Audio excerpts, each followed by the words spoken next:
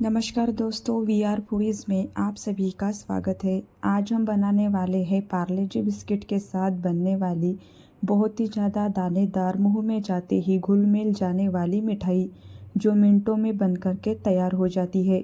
इसे खाने के बाद कोई नहीं कहेगा कि आपने इसे पार्ले जी बिस्किट के साथ बनाया है। चलिए तो फिर आज की नई मज़ेदार पार्ले जी बिस्किट के साथ बनने वाली मिठाई बनाना शुरू करते हैं। रेसिपी शुरू करने से पहले मेरा आप सभी से निवेदन है कि दोस्तों, अगर आपको मेरी आज की रेसिपी पसंद आती है तो मेरे वीडियो को लाइक कीजिए, शेयर कीजिए और मेरे चैनल वी आर फूडीज़ को सब्सक्राइब कीजिए और बेल आइकन क्लिक कीजिए, जिससे मेरे नए नए वीडियो के अपडेट्स आपको यहाँ पर मैंने पार्ले जी बिस्किट के 4 पैक लिए हैं, छोटे छोटे वाले, जो 5 रुपये में एक आता है। तो सबसे पहले इसके अंदर के बिस्किट्स को हम निकाल कर रखेंगे ताकि हमें आगे का प्रोसेस ईजी हो जाए। एक बात मैं यहीं पर क्लियर कर दूं कि ये मिठाई पार्ले जी बिस्किट के साथ बनती है, इसलिए आप इसे इग्नोर मत कीजिए। एक बार ज़रूर बनाकर देखिए, ये बहुत ही ज़्यादा टेस्टी बनती है। अब मैंने यहाँ कढ़ाई में घी लिया है।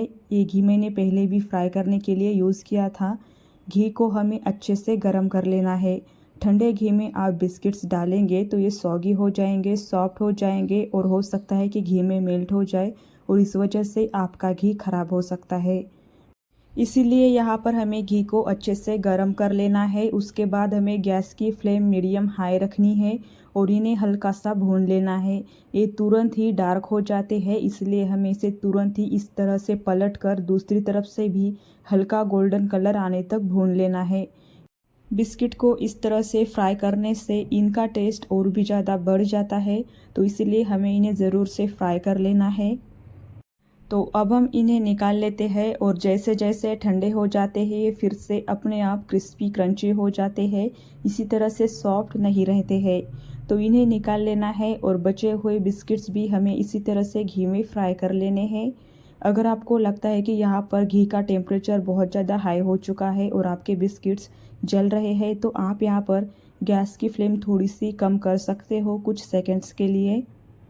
तो इसी तरह से अब हम बचे हुए सारे बिस्किट्स फ्राई करेंगे और इन्हें हमें हल्का सा ठंडा कर लेना है। बिस्किट्स फ्राई हो चुके हैं। अब मैंने यहाँ गैस पर एक पैन रखा है। इसमें हम 1 गिलास जितना फुल फैट दूध डालेंगे।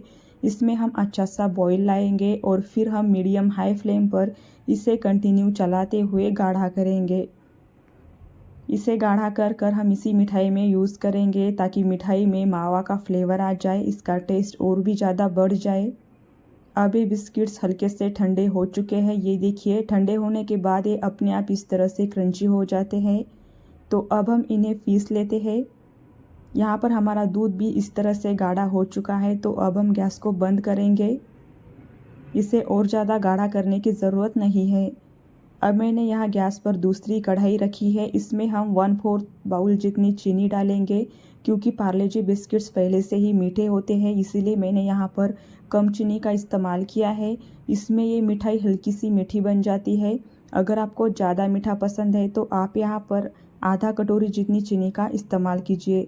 जितनी हमें चीनी चाहिए उतना ही हम यहाँ पर पानी डालेंगे और इसे चलाएँगे चीनी मेल्ट होने तक।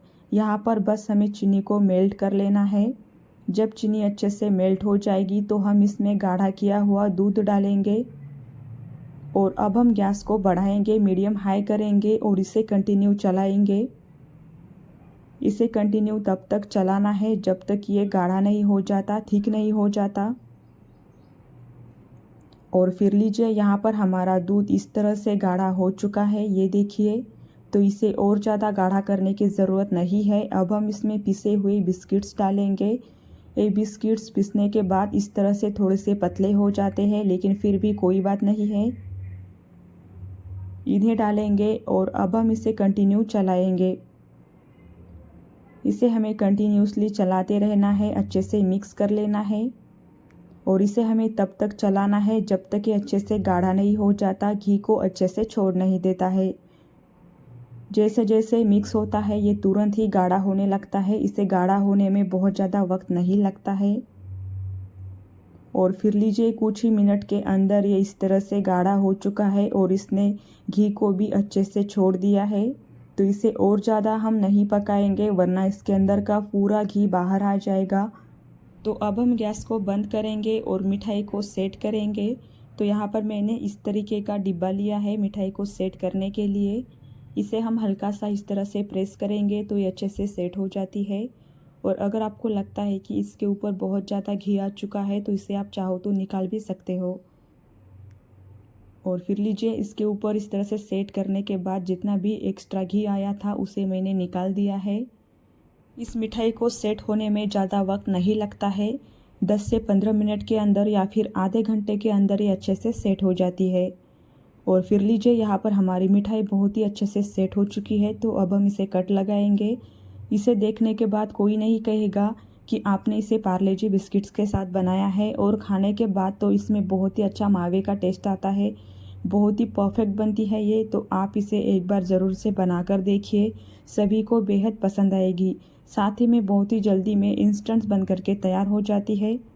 तो आप इसे एक बार ज़रूर से बनाकर देखिए। साथ ही में दोस्तों, मेरा आप सभी से निवेदन है कि अगर आपको मेरी आज की रेसिपी पसंद आती है तो मेरे वीडियो को लाइक कीजिए, शेयर कीजिए और मेरे चैनल वीआर फूडीज़ को सब्सक्राइब कीजिए और बेल आइकन क्लिक कीजिए, जिससे मेरे नई नई वीडियो के अपडेट्स आपको मिलते रहेंगे। फिर मिलेंगे ऐसी ही एक नई मज़ेदार रेसिपी के साथ।